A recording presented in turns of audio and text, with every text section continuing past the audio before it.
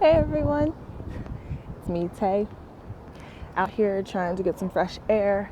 I have no plans for this 4th of July weekend, so trying to get out, just taking a walk so that I'm not shut in my apartment like some sort of recluse. I'm not about that life. Anyway, I wanted to talk to you guys about something that's been on my mind for a long time.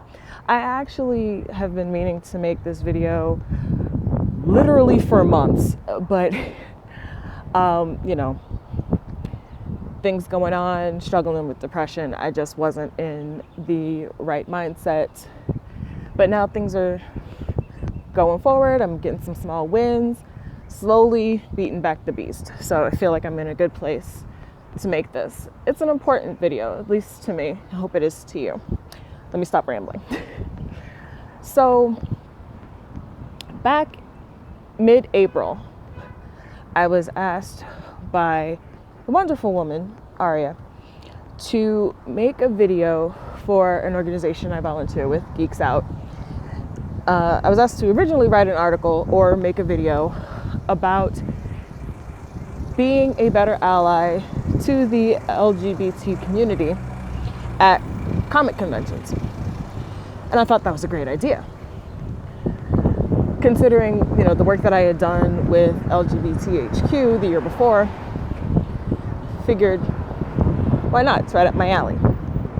So I didn't want to be the type of person who would just make the video off the top of my head and going like, as a heterosexual female, this is what I think, the LGBT community needs us to do at these conventions. I didn't want to make that video without actually going to my friends who are part of the LGBT geek community and getting their input. It's like trying to write about the Hispanic community when you're not Hispanic. And like, this is what I think, they think. No, that's not, it's not Gucci. So I didn't want to be that fool. So literally the day that she asked me to write the article or make the video, as you all know, my best friend is a gay geek. I volunteer with 2 gay geek organizations. So I reached out to everybody I could think of. I was like, listen, I love you. I've been asked to write this article. What do you need someone like me, your friend, your ally, to do to make these conventions safer spaces for you? What would you like to see happen? What just tell me what you need. And I got a lot of good feedback. I mean, my friends are amazing people. So I was expecting, but I would say it was surprising because I was expecting a little bit more than I got. My friends tend to be pretty verbose, so I was expecting to get like idiot-length texts because that's how I asked them. I was really expecting those, like, I want this to happen and we need this and that didn't happen. Well, I got a lot of, sorry, I'm right by the street. So, sorry. But I got a lot of, just treat us like regular people. We're just here to be geeks like you. Maybe, don't fetishize us when you see a gay couple. Things of that nature. And as I asked more and more of my friends, it really began to dawn on me. Well, 2 things began to dawn on me. One is that it's not enough to just be an ally in convention spaces. Like, being a better ally means being an ally 24/7. It means doing what you can to make the world a safer space for members of the LGBTQIA, however many letters we want to add, out in the world. But also, it rung so deeply with me. It hit me to my core because literally all of my friends said the same thing. We are just like you. We are here to geek out. We are here to buy merch. We are here to go to panels, chat with our favorite artists, and take pictures with our favorite celebrities. Like, we are just like you. Just let's all just have fun together. Let's all just be geeks together. This is a safe place for all of us because we all feel like outcasts. We're just like you. And as I kept hearing this more and more, I got inspired I wanted to do a whole series of videos for my other channel, Grown Geek Girl, about being a better ally in conventions. I wanted to do how male cosplayers could be better allies to female cosplayers at conventions, how what I call the OGs, the original geeks, could be better towards newer geeks or newer fans at conventions, because Lord knows we need that. But that underlying tone of we are just like you that's really at the heart of everything, isn't it? Everything that we are facing as a people, as a country, that's the simplest truth. We're just like you. Yes, there are certain, ethnic and cultural and religious differences, just based on how we were raised and the things that we are taught to believe. But especially in the simplest ways, we're just like you. And that's so beautiful. And the reason I wanted to make this video is, as a heterosexual woman who considers herself an ally to the LGBTQ community and who has been the recipients of support of allies from other groups when people have seen me attacked or they've seen others who don't understand how their words or behavior are problematic. Sometimes I don't think people know what it means to be an ally. Being an ally is not as simple as, I don't hate gay people. I believe they should have, equal rights. I just don't think they, deserve to be married because why do they need to call it marriage? Marriage is the holy thing. That's not being an ally. Okay? Or saying, I'm not racist, but why can't I be offended that there's a Black History Month? Where's White History Month? Like, that's not... First of all, you're wrong. And I already made a whole long Facebook post about that, so I'm not about to reiterate any of that. Also, I'm in a really good mood, and I'm not trying to get upset right now. But being an ally to a community that you are not personally a part of means you have to, and I get it, not everybody has the courage to speak out, especially after what happened in Oregon when you had these two white men who took it upon themselves to protect these two Muslim girls, and they lost their lives for it. They took it upon themselves to stand up and tell this person this wasn't right. Being wrapped up. You have no right to talk to these women this way. And actually, women, these were little girls. Let's be mindful of that. These were little girls. So these grown men were strong enough, and I'm taking this out because this is gonna fall out the entire time. All right, we're back. These men were strong enough to attempt to diffuse this hate, and they died.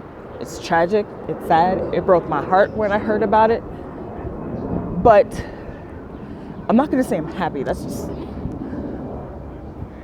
but somebody stood up. That's real allyship. You can't call yourself an ally of a community when you see wrong being done to them and you say nothing.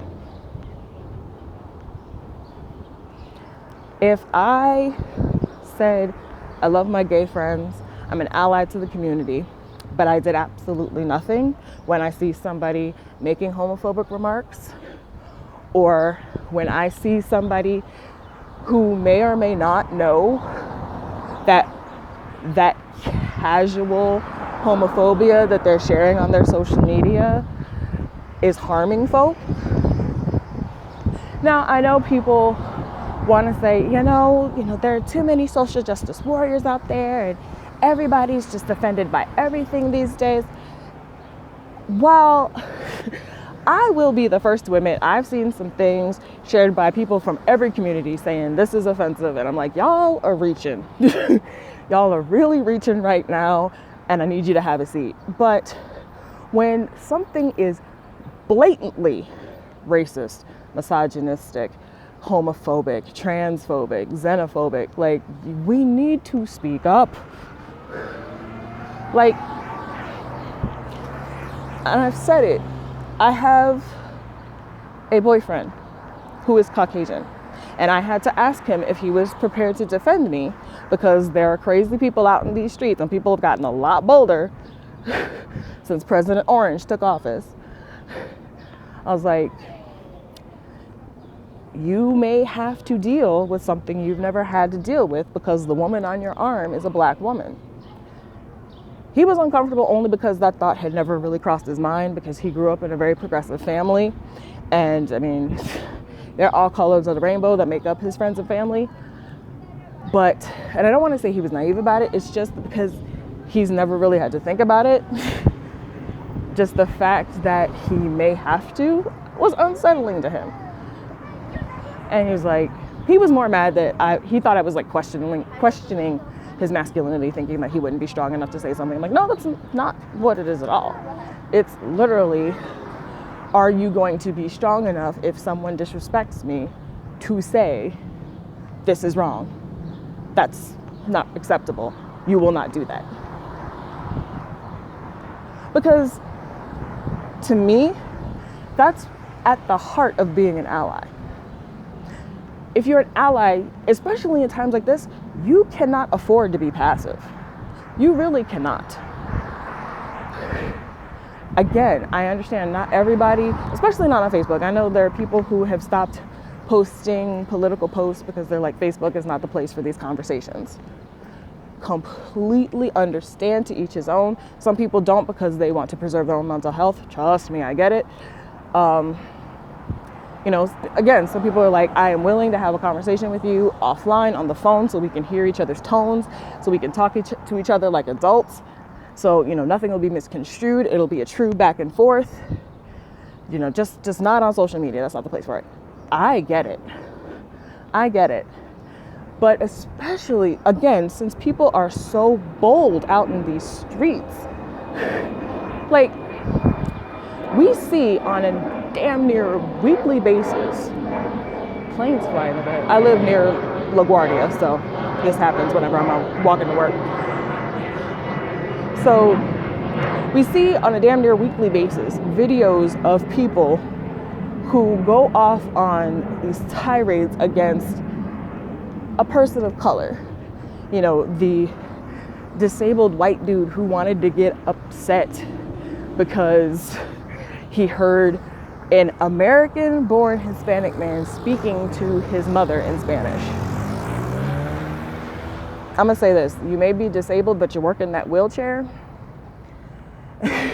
which means your arms still work, which means you can still catch hands, okay? Y'all out here saying this disrespectful stuff to people, you all are gonna mess with the wrong one. You all are gonna mess with the one that's not afraid to do some time, and you're gonna get hurt. I'm just saying. But you have these people who are filming these videos. I have yet to see one, because normally it's the person that's the recipient of the verbal abuse that's filming the video. But sometimes you have to wonder if it's not the victim that's filming these videos, and in some cases that have popped up, it hasn't been the victim, it's just been a bystander. Why are they not speaking up? Is it fear? Is it because they fear it's not their, or they feel it's not their place to speak up? you're filming, so obviously you see it's wrong. Otherwise, you wouldn't be filming it and putting it on social media for it to go viral, so you can be like, this is what's going on in the country.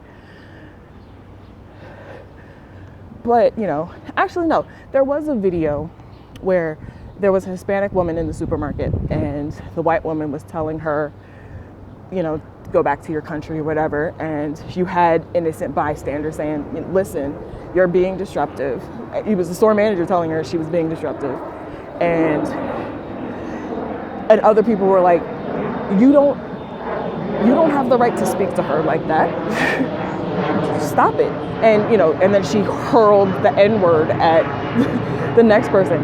And I understand, again, why some people don't want to speak up, because they don't want the vitriol then spewed on them. They'd rather, you know, stay at a safe distance and be like, I don't want to be bothered. It's not my business.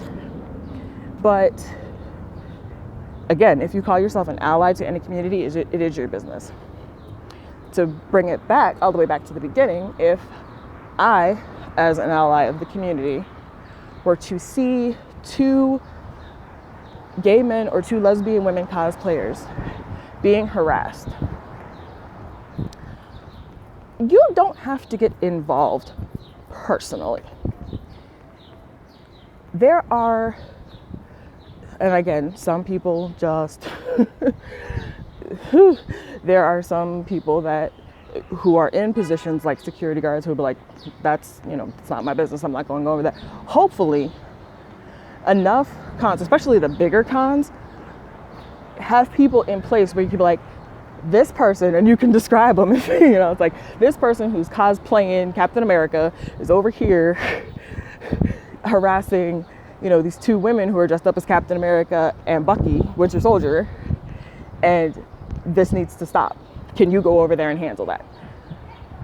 Me, as wild as I am and as brash as I am, especially when I'm in cosplay, especially when I'm in a con, I'm empowered. I don't know what happens.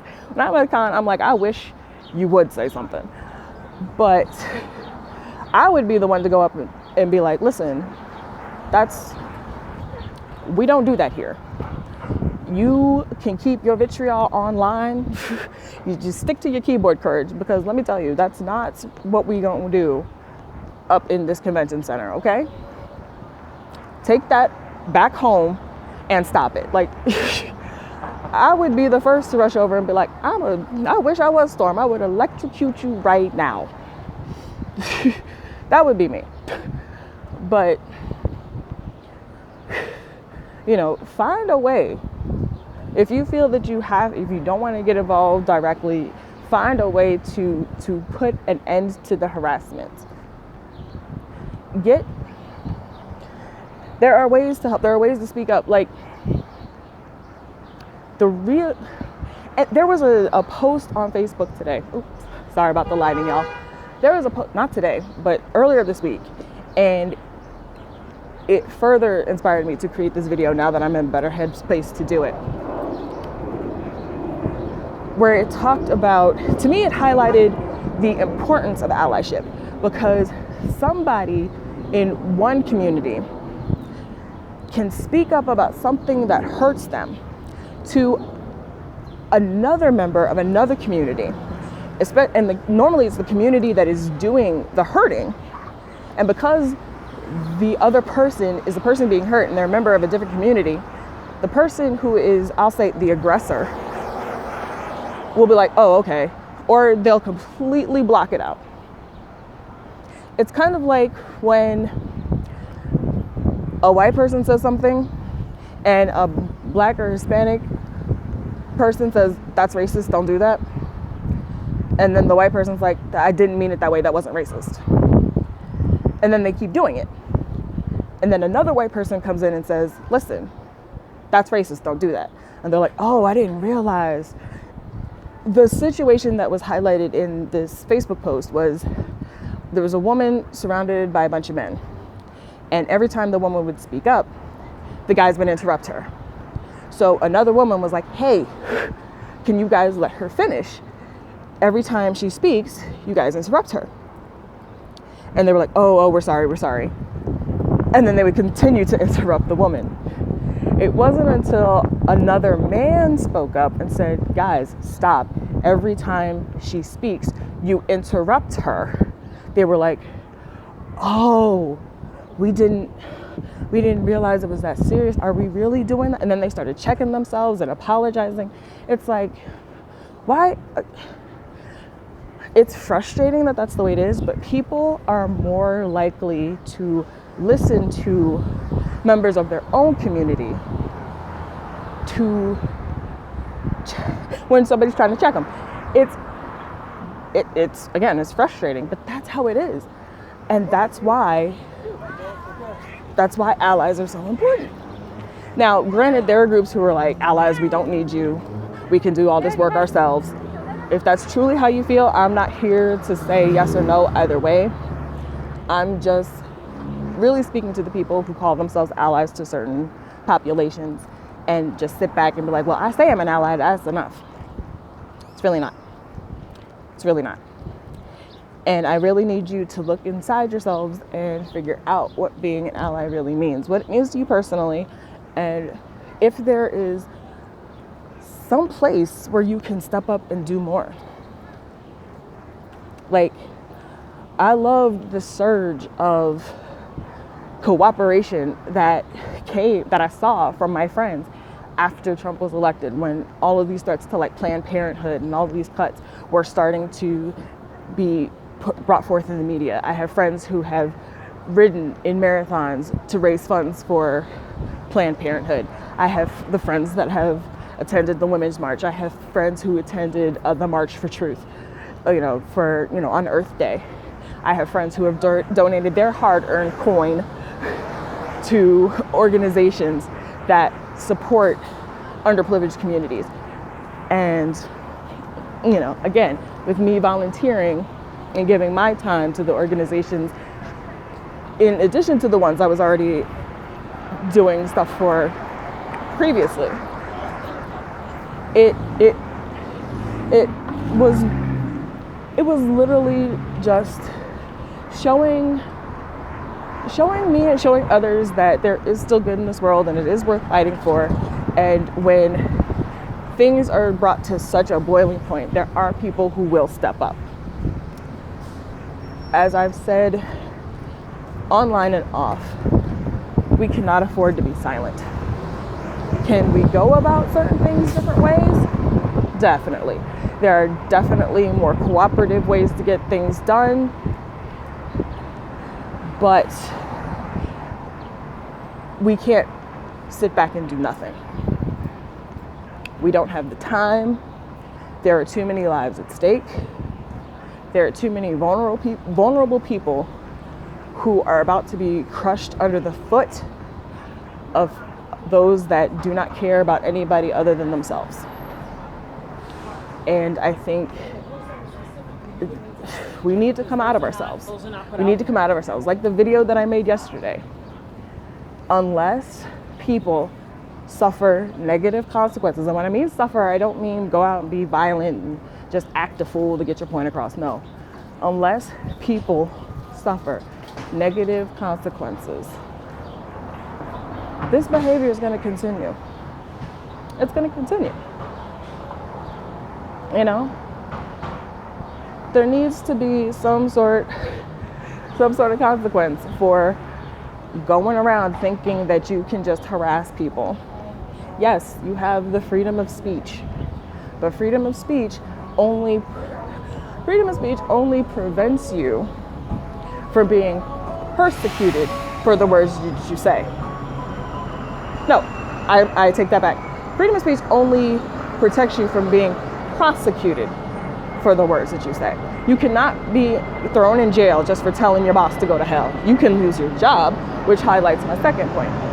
Freedom of speech does not protect you from persecution. You can still suffer negative consequences for your words. You just cannot be thrown in jail for it.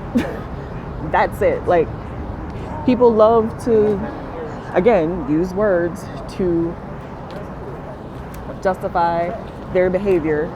They love to take historical texts and religious texts as evidence for what they're doing or whatever. especially when it's negative and they know it's wrong. But it's like, no, you have to consider when the Constitution was written and the context in which it was written. I highly doubt that the founding fathers were anticipating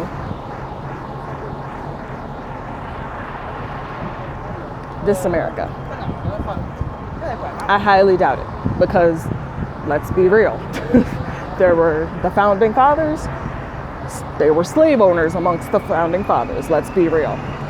So they were not envisioning a world where a person like me would be walking down the street with a cell phone in her hand making a video telling y'all to get off your ass and do better. You know what I'm saying? So because this is the world in which we live, we all have a responsibility to ourselves and to each other, but mainly to each other. We have a responsibility to make sure that if we call everyone brother and sister, we have to make sure that our family is protected. And I don't just mean the family that's under your roof. I don't just mean the family that you see every 4th of July at the cookout or every time grandma has a birthday. I'm talking about if you truly are a vessel of love and light, you need to step outside of yourself and step up and do more. You do. Speak out when you see wrong being done. Yes, I know, it's scary. Especially now that you know that there are people crazy enough to cut your throat, because that's literally what happened. But we can't all be afraid. Because if we're all afraid, then it's all over. There's nothing worth fighting for anymore. Because fear has won. And we're only thinking about ourselves. And then we're no better than the people who are destroying this world. That's just my take on it.